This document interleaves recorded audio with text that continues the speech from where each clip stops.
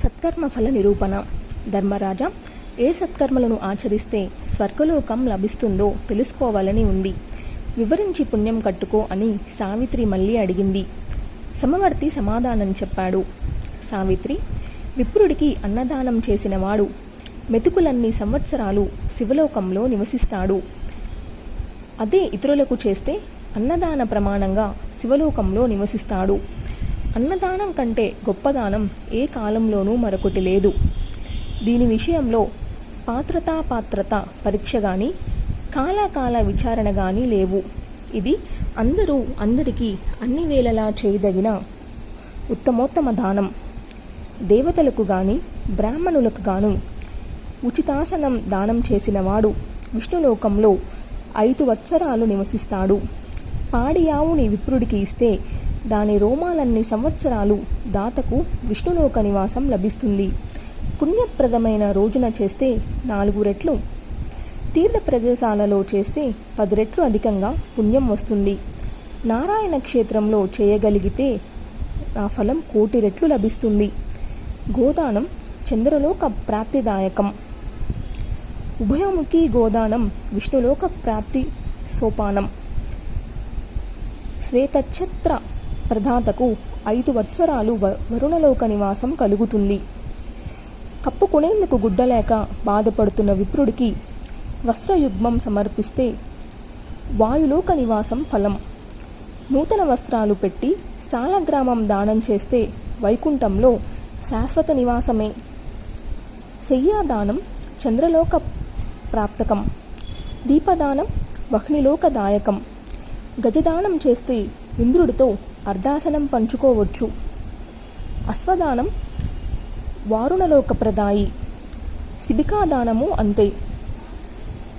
వ్యజన వాటికాదానాలు వాయులోక నివాస హేతువులు. ధాన్యరత్నాలు ధాతు ప్రతిగ్రహీతాలిద్దరికీ వైకుంఠ లోక వాసప్రదాలు. శ్రీహరి నామస్మరణ నిరంతరం చేసేవాడు చిరంజీవి అవుతాడు. మృత్యువు పారిపోతుంది. పున్నమి వేళ శ్రీహరికి ఉయ్యాల సేవ చేసిన వారు ఇహలోకంలో భోగభాగ్యాలు పుష్కలంగా అనుభవించి విష్ణు మందిరం చేరుకుంటారు. అక్కడ శతమన్వంతరాలు నివసిస్తారు. ఉత్తర ఫల్గునిలో ఈ పని చేస్తే రెట్టింపు పుణ్యం వస్తుంది. అతడు కల్పాంత జీవి అవుతాడు. తిలదానం శివలోకప్రదం. అటుపైన ఉత్తమ జన్మ ఎత్తి సుఖపడతాడు. తామ్రపాత్రను దానం చేస్తే రెట్టింపు ఫలం. సాలంకృత కన్యాదాత చంద్రలోకంలో 14 ఇంద్రులు గడిచేదాకా అప్సరసలతో వినోదిస్తాడు. అటుపైన గంధర్వలోకానికి వెళ్ళి ఊర్వశితో క్రీడిస్తాడు. అటుపైన భూమికి అవతరించి అనుకూలవతిని భార్యగా పొంది సుఖిస్తాడు. ఫలదానానికి శుక్రలోక నివాసం ఫలం. శక్రలోక నివాసం ఫలం. ఆ తరువాత జన్మలో 12 బిడ్డ కలుగుతాడు. ఫలభారంతో వంగిన 1000 చెట్లు లభిస్తాయి. ధనధాన్య సమృద్ధితో గృహదానం చేస్తే శాశ్వత స్వర్గలోక నివాసమే. అటుపైన ధనధాన్యాలకు లోటు లేని ఉత్తమ జన్మ. పంటతో పాటు పొలం దానం చేస్తే వైకుంఠలోక నివాసం ఫలం. తరువాత జన్మలో భూపాలుడవుతాడు. 100 జన్మల వరకు పరిపాలకుడవుతాడు. శ్రీమంతుడు, ధనవంతుడు, పుత్రవంతుడు అవుతాడు. వజ్రదానం, గ్రామదానాలకు 1,00,000 మన్వంతరాలు వైకుంఠ నివాసం ప్రతిఫలం. పునర్జన్మలో 1,00,000 గ్రామాలకు అధిపతి అవుతాడు. ఉద్యానాలతో, తటాకాలతో, సత్ప్రజానికంతో విరజిల్లే అందమైన నగరాన్ని దానం చేస్తే దశక్షేంద్ర కాల పర్యంతం కైలాసంలో నివసిస్తాడు. పునర్జన్మలో రాజేంద్రుడై అటువంటి 10,00,000 నగరాలను ఏలిక అవుతాడు. 100 నగరాలతో కూడిన దేశాన్ని దానం చేస్తే 1,000,000 మన్వంతరాలు వైకుంఠంలో విరజిల్లుతాడు. పునర్జన్మలో జంబూద్వీపానికి అధినాయకుడవుతాడు. భూలోక దేవేంద్రుడిగా కీర్తి గడిస్తాడు. 1,000,000 జన్మల దాకా ఈ భోగం ఉంటుంది. రాజరాజేశ్వరుడై కల్పాంత జీవి అవుతాడు.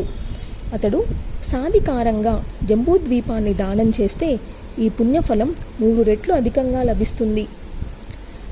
పతివ్రత శిరోమణి, ఎంతెంత దానాలన్నా చేయని, జంబూద్వీపమే దానం చేయని ఈ దాతలందరికీ పునర్జన్మ తప్పదు. జన్మరాహిత్య రూపమైన ముక్తి కలగదు. ఒక్క దేవీ భక్తుడికి మాత్రమే అది సాధ్యం. అసంఖ్యాకంగా బ్రహ్మలు పుట్టడం గిట్టడం చూస్తూ శ్రీదేవి సన్నిధిలో మణిద్వీపంలో ఆ భక్తుడు శాశ్వతంగా నివసిస్తాడు. పునర్జన్మ అంటూ అతడికి ఉండదు. దేవీ మంత్రోపాసకులు శరీరాన్ని విడిచిపెట్టాక దేవీ సారూప్యాన్ని పొంది జన్మ మృత్యు జరారహితులై మణిద్వీపంలో విరజిల్లుతుంటారు. దేవీ సేవ చేసుకుంటూ ఉంటారు. మిగతా లోకాలు లోకేశ్వరులు దేవతలు దేవేశ్వరులు నశించడం పునరావిర్భించడం కల్లారా చూస్తూ సాక్షి మాతృలుగా నిలుస్తారు. అంతేగాను వీరు నశించరు, పునరావించరు. మణిద్వీపం శాశ్వతం. మణిద్వీపవాసులు శాశ్వతం. కార్తీక మాసంలో శ్రీహరికి తులసీ దళం సమర్పించిన వాడు యుగత్రయ పర్యంతం హరిసన్నిధిలో నివసిస్తాడు. పునర్జన్మలో హరిభక్తుడవుతాడు. జితేంద్రుడే అవుతాడు. అరుణోదయక కాలంలో గంగా స్నానం చేస్తే 6000 యుగాల పాటు హరిసన్నిధిలో ఆనందంగా గడిపి పునర్జన్మలో విష్ణు మంత్రాన్ని పొంది తిరిగి మళ్ళీ హరిసన్నిధిని చేరుకుంటాడు. మరింకా అతడికి పునర్జన్మ లేదు. వైకుంఠంలో హరిదాస్యం చేస్తూ సారూప్య సిద్ధి పొందుతాడు. నిరంతరం గంగా స్నానం చేస్తే భూలోకంలో సూర్యుడిలా ప్రకాశిస్తూ అనంత అశ్వమేధ ఫలాలను పొందుతాడు. అతడి పాదధూళితో వసుంధర పావనమవుతుంది. జన్మ చాలించాక వైకుంఠంలో ఆ చంద్ర తారకంలాగా నివసిస్తాడు. పునర్జన్మలో హరిభక్తుడై జీవన్ముక్తి పొందుతాడు. అటుపైన సూర్యుడై వెలుగొందుతాడు. స్వాదువు సుగంధభరితము అయిన జలాన్ని దానం చేసినవాడు కైలాస నివాసి అవుతాడు. పునర్జన్మలో వేదాంగవేత్త అవుతాడు. వైశాఖ మాసంలో సద్దానం చేస్తే శివ సాయుధ్యమే ఫలం. కృష్ణాష్టమి వ్రతం ఆచరించిన వారు శతజన్మ పాప విముక్తులై వైకుంఠంలో ఆనందిస్తారు. పునర్జన్మలో కృష్ణ భక్తులవుతారు. శివరాత్రి వ్రతం పఠించిన వారు కైలాసంలో శివుడి సన్నిధిలో సప్తమన్వంతరాలు వినోదిస్తారు. ఆ రోజున శివుడికి బిల్వపత్రం భక్తితో సమర్పిస్తే శివ సాయుధ్యం లభిస్తుంది. పునర్జన్మలో శివభక్తులవుతారు. సకల విధ సంపదలతో తులతూగుతారు. పుత్ర పౌత్రాభివృద్ధి పొందుతారు. చైత్రంలో కానీ మాఘంలో కానీ శంకరుణ్ణి అర్చిస్తే కైలాసాన వేత్రపాణియై ప్రమద శేఖరుడై నరిస్తాడు. శ్రీరామనవమి యథావిధిగా నిర్వహించిన వారు సప్తమన్వంతరాలు విష్ణు సన్నిధిలో విరాజిల్లుతారు. పునర్జన్మలో ధనవంతులు సజ్జనులు అవుతారు.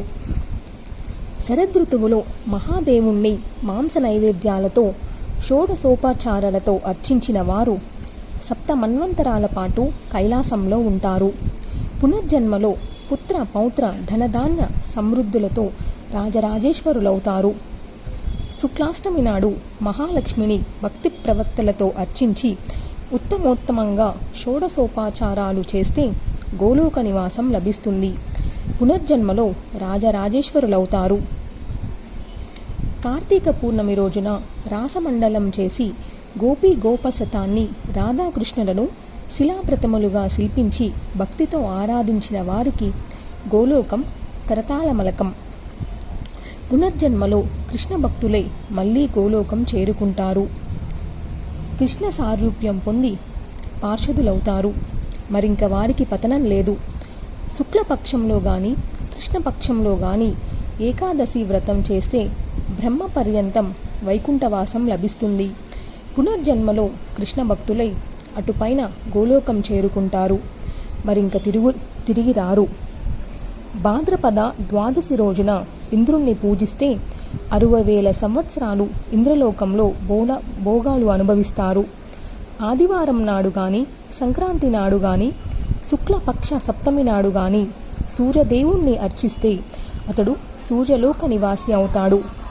ఆరోగ్యవంతుడు శ్రీయుతుడు జ్ఞానిగా భారత భూమిలో పునర్జన్మ ఎత్తుతాడు. మాఘ శుక్ల పంచమి నాడు సరస్వతిని ఉపాసిస్తే, షోడశోపచారాలు భక్తితో సమర్పిస్తే మణిద్వీపవాసి అవుతాడు. పునర్జన్మలో పండిత కవి అవుతాడు. గో భూ సువర్ణ దానఫలాలు లోగడ చెప్పాను గదా. హరినామాలను ఉచ్చరించిన వాడు నామానికి ఒక యుగంలో విష్ణులోకంలో సుఖిస్తాడు. అదే నారాయణ క్షేత్రంలో చేస్తే 1,000,000 రెట్లు అధిక ఫలం లభిస్తుంది. జీవన్ముక్తుడై పునర్జన్మ లేని స్థితికి చేరుకుంటాడు. పార్థివలింగంగా నిరంతరం శివోపాసన చేసిన వారు రేణువుకి సంవత్సరంగా కైలాసంలో నివసిస్తారు. పునర్జన్మలో భూమి పాలకులే కీర్తి గడిస్తారు. సాలగ్రామశిలను అర్చించి ఆ జలాన్ని పుచ్చుకునేవారు వైకుంఠంలో శతబ్రహ్మ పర్యంత కాలం ఉండి పునర్జన్మలో హరిభక్తులై తిరిగి వైకుంఠం చేరుకుంటారు. వారికింక జన్మ లేదు. సకల తపస్సులు, సకల దానాలు, సకల వ్రతాలు చేసిన వారు చాలా కాలం వైకుంఠంలో భోగాలు అనుభవించి పునర్జన్మలో రాజేంద్రులై అటుపైన ముక్తులవుతారు. వీరికింక మరి జన్మ ఉండదు. సకల తీర్థాల్లోనూ మునిగి భూప్రదక్షిణం చేసిన వారు జన్మరాహిత్య రూపమైన ముక్తి లభిస్తుంది. పుణ్యక్షేత్రంలో అశ్వమేధం చేస్తే అశ్వరోమ పర్యంత సంవత్సరాలు ఇంద్రుడితో అర్ధాసనం అలంకరిస్తారు. రాజసూయానికి 4 గింతలు అధిక పుణ్యఫలం.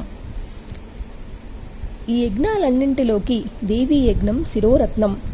తునినాళ్లలో త్రిమూర్తులు దేవీ యజ్ఞాలు చేశారు. దీనికి సాటి వచ్చే యజ్ఞం ముల్లోకాలలోనూ లేదు. దక్షుడు, ధర్ముడు, కశ్యపుడు, శేషుడు, కర్దముడు, మనువు, ప్రియవ్రతుడు, శివుడు, సనత్కుమారుడు, కపిలుడు, ధ్రువుడు వీరంతా దేవీ యజ్ఞం చేసిన వారే. ఇది సహస్ర రాజసూయాల కంటే అధికంగా పుణ్యప్రదం. దీనికన్నా గొప్ప యజ్ఞం మరొకటి లేనే లేదు. ఇది చేసిన వాడు శతాయుష్కుడవుతాడు, జీవన్ముక్తుడవుతాడు, జ్ఞాని తేజస్వి అవుతాడు, విష్ణు మృత్యుడవుతాడు. దేవతలలో విష్ణుమూర్తిలా, వైష్ణవులలో నారదుడిలా, శాస్త్రాలలో వేదంలా, మానవులలో బ్రాహ్మణుడిలా, తీర్థాలలో గంగలా, పవిత్రులలో శివుడిలా, వ్రతాలలో ఏకాదశిలా, పువ్వులలో తులసిలా, తారలలో చంద్రుడిలా, పక్షులలో గరుత్మంతుడిలా, స్త్రీలలో ప్రకృతిలా, రాధలా, వాణిలా, వసుంధరలా, ఇంద్రియాలలో మనసులా, ప్రజాపతులలో బ్రహ్మలా, ప్రజలలో ప్రజాపతిలా, వనాలలో బృందావనంలా, దేశాలలో భారతదేశంలా, ధనవంతులలో లక్ష్మిలా, పండితులలో సరస్వతిలా, పతివ్రతాలలో దుర్గలా, సౌభాగ్యవతులలో రాధికల, యజ్ఞాలలో దేవీ యజ్ఞం ఉత్తమోత్తమం. సర్వయజ్ఞ, సర్వతీర్థస్నాన, సర్వవ్రతాచరణ, సర్వవేద పఠన, భూప్రదక్షిణ, సర్వదానకరణ ఫలం కన్నా దేవీ యజ్ఞ ఫలం అత్యధికం, సాక్షాత్తు ముక్తిప్రదం. ఇది వేదశాస్త్ర పురాణాలలో నిస్సంశయంగా నిరూపించబడిన అంశం. దేవీ వర్ణన, దేవీ ధ్యాన, దేవీ స్మరణ, దేవీ స్తవన, దేవీ వందన, దేవీ మంత్రపటం, దేవీ పాదోదక సేవన, దేవీ నైవేద్య భక్షణలు నిరంతరం చేయాలి. అది సర్వవాంఛాప్రదం. అందుచేత ఓ సావిత్రి, నిత్యము ఆ నిర్గుణ పరాప్రకృతిని ఆరాధించు, ఉపాసించు. నీ భర్తను తీసుకొని ఇంటికి వెళ్ళు, సుఖ సంతోషాలతో జీవించు. తత్వజ్ఞానప్రదమైన కర్మ విపాకాన్ని బోధించాను, నీ సంశయాలు తీర్చాను, శుభముగాక, వెళ్ళిరా అని ముగించాడు యమధర్మరాజు. నారద, యమధర్మరాజు నోట ఇలా శక్తి సంకీర్తన విన్న సావిత్రీదేవి కన్నుల్లో ఆనంద బాష్పాలు గుడుసుళ్ళు తిరిగాయి. తనువంతా పులకించింది. ధర్మరాజా, స్తోత్రులకు వక్తలకు జన్మ మృత్యు జరాహారమై సకలోద్ధారకారమైన శక్తి సంకీర్తనం వినిపించావు. సకల ప్రాణకోటికి ముక్తిప్రదమని, సిద్ధిప్రదమని తెలియజెప్పావు. మిగతావి ఏవి స్త్రీశక్తి ఉపాసకుడిలో 16వ కలకైనా సాటిరావని గ్రహించాను. నువ్వు చెప్పిన ప్రకారం నేను ఆ దేవిని ఆరాధిస్తాను. దీనితో పాటు జీవుల శుభకర్మ విపాకం వివరించావు. మరి అశుభకర్మ విపాకం మాట ఏమిటి? ఏ అసత్కర్మకు ఏ అసత్వ ఫలితం వస్తుందో నువ్వే తెలియజేయాలి. నువ్వే వేద విధాంవరుడవి, జ్ఞానివి, సకల ప్రాణికోటి పట్ల సమవర్తివి, రాగద్వేషాలకు అతీతుడవు, అరిషడ్వర్గాలన్నీ జయించిన జితేంద్రియుడు. నీ జన్మ వృత్తాంతం నాకు తెలుసు.